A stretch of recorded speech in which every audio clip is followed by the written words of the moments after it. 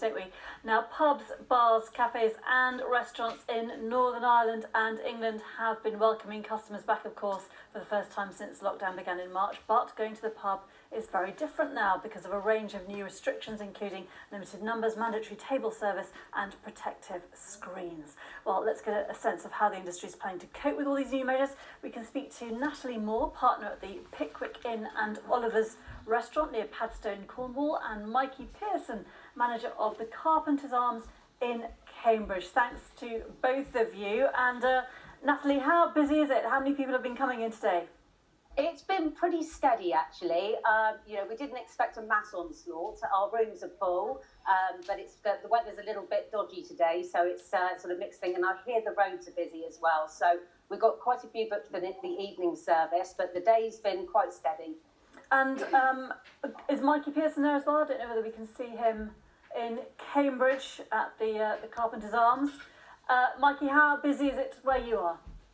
It's just starting to pick up now. We've had a steady lunch, and we've got quite a few booked in tonight, but obviously we're not overcrowding, and it is reservation. We expect there might be a small queue, and we have to sort of keep it, in capacity to control.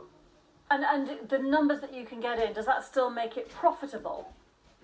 Less profitable, but we can get by, especially if the weather's good. Sadly it's not great today, but with the sunshine in the garden, it'll certainly make a difference. And Natalie, are you worried about tonight if people get a bit carried away, or future evenings if people have a bit too much, that they'll relax a bit on the whole social distancing guidance? Well, I think, we've trained our staff up to deal with this, and the way the measures we've put in place mean that there is plenty of space between our customers. We're blessed with the amount of space we've got at this pub, and also we're utilising as much outdoor space as possible. We're off the beaten track as well, so it's not as if we're a town pub. It's very much an eating place. People have to drive here, so it's not really a problem we have to face so much. But obviously all the staff have been trained on how to deal with these situations. How do they deal with it? What should they do? Because obviously you can't get physically close to people, can you? No, absolutely not. But the initial sort of, gauging how much, it's all table service, so we know exactly what people are ordering. So, it's a case of sort of being quite strict with customers. But as I say, it's not a problem that we necessarily deal with so much because people have to drive here in the first place. Okay, Mikey, are you having to monitor how much people are drinking as well?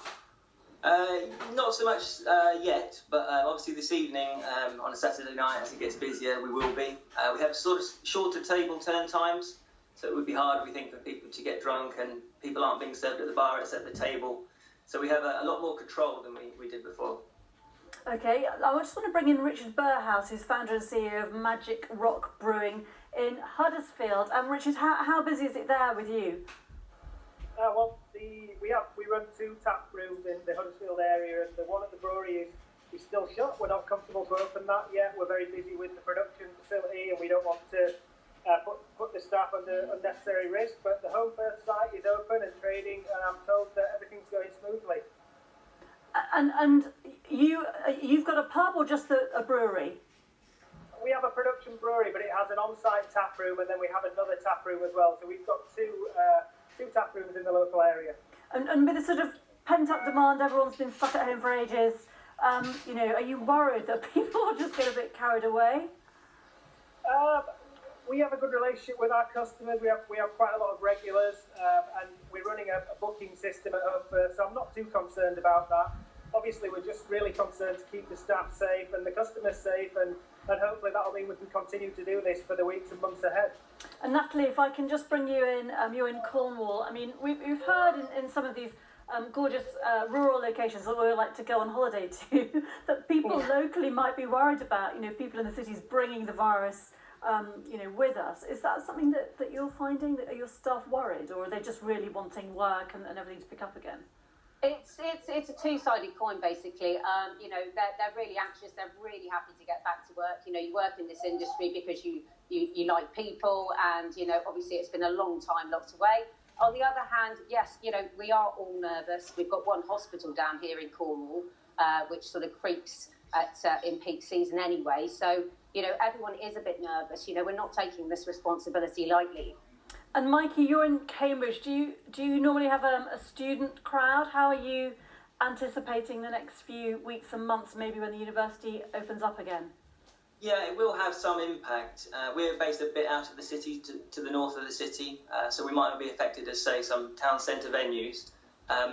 But it will make a difference, and tourists as well, no doubt. Them not going to the city centre will affect trade in the city centre. And how much of a struggle has it been to just keep going through these last few months? It's been interesting, yeah, working in an empty pub for 3 months on your own. But it's been good. I've been keeping busy, getting the pub ship shape. We've been doing pizza kits to the locals, draft beer out the window, as well as grocery bundles at cost as well early on for people that were isolating.